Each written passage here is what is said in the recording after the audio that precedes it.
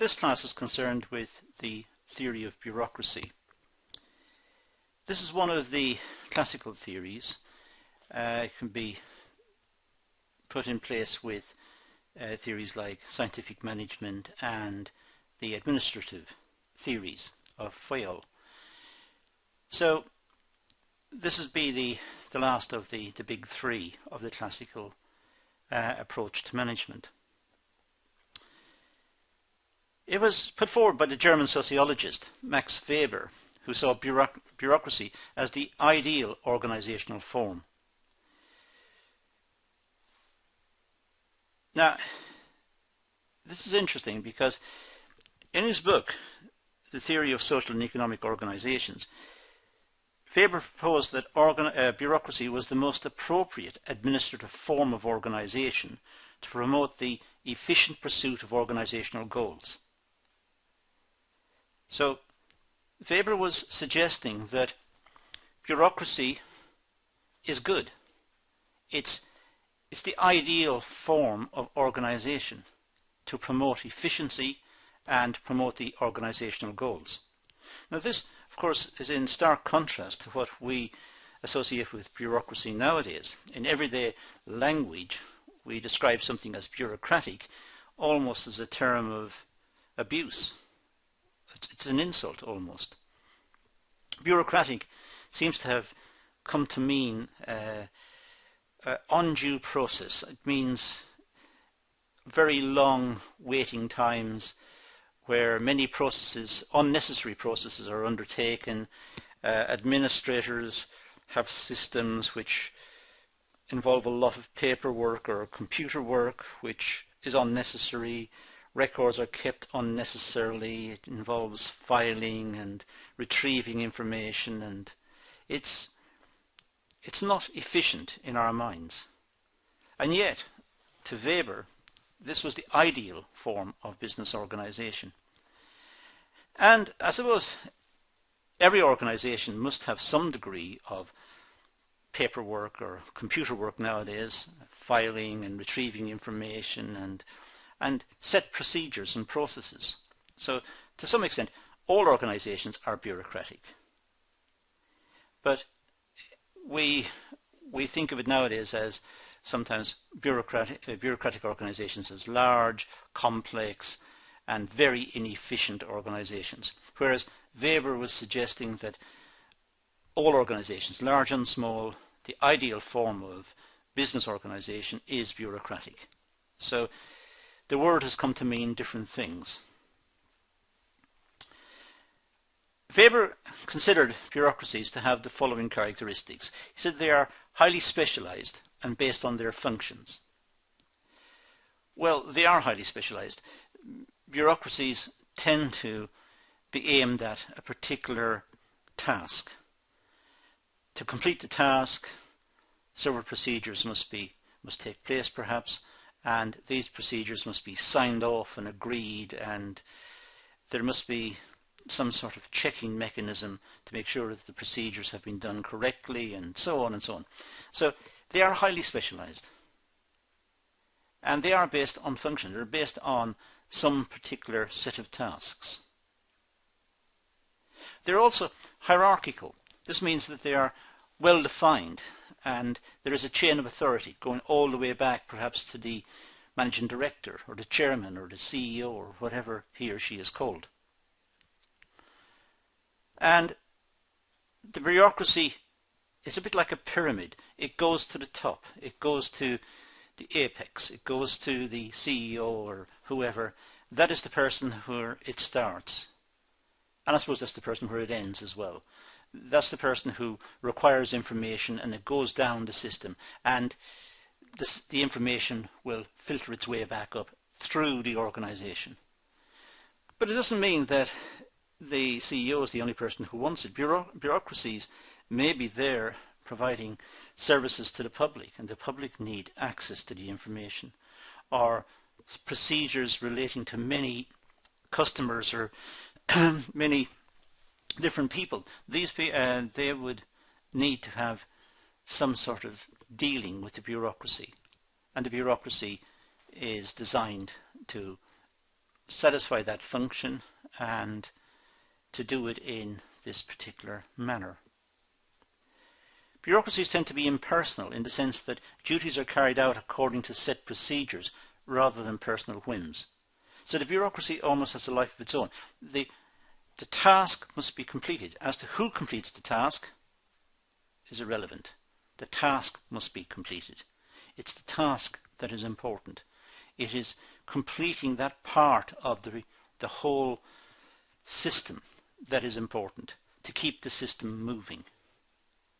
So it is impersonal.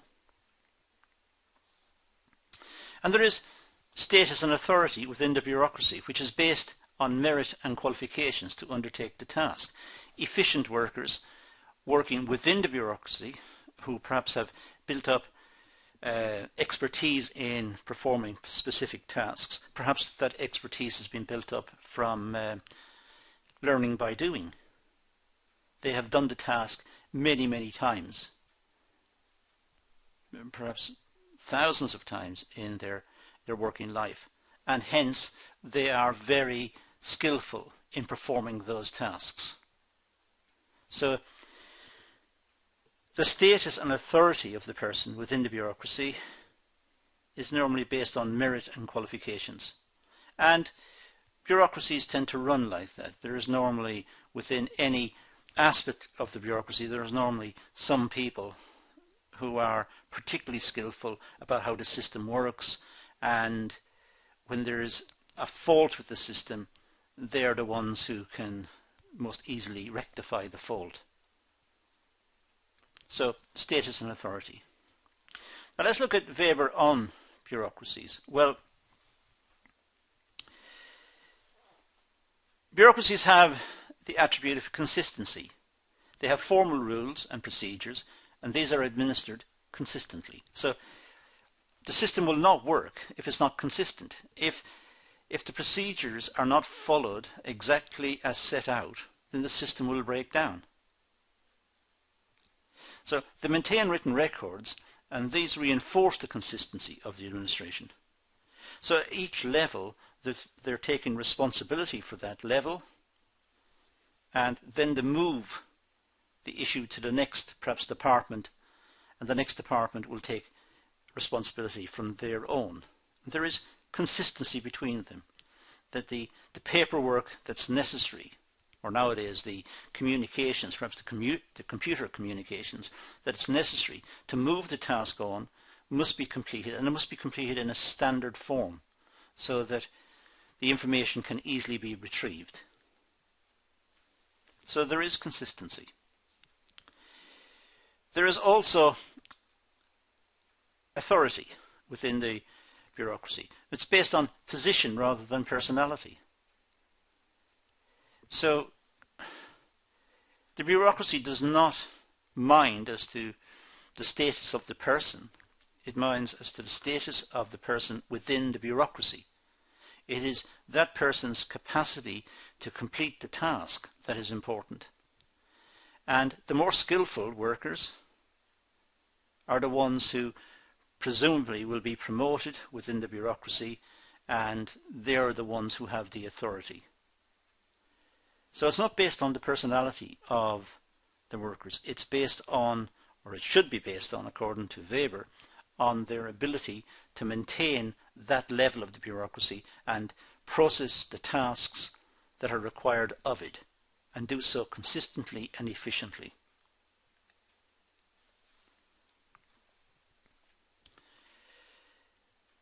Bureaucracies are characterized by the separation of ownership from control. That means the individuals within the organization control the organization. The bureaucracy controls the organization. And the ownership, who may be more interested in setting strategic objectives, they are a separate, perhaps, bunch of people. But the efficient running of the organization requires the bureaucrats. Now, this little session, a short session, this session gives us an idea of the origins of bureaucracy and Weber's view of bureaucracy, which was very positive and very partial, very prone to the use of bureaucracies. I don't think he saw an alternative. Organizations are bureaucratic. It's the degree of bureaucracy, I suppose, that really has got it a bad name, or possibly a bad name, in the current century and in the last century. For Weber, bureaucracies were logical. They were an ideal form of organization. And as I said, that contrasts starkly with what we imagine. But we have to admit that all organizations are bureaucratic to some extent. They all keep records, they all process information, they all have set tasks and ways of doing things, doing the job. But that's our take for the moment on Max Weber and on bureaucracies. That's all I want to do in this session. So thank you for watching.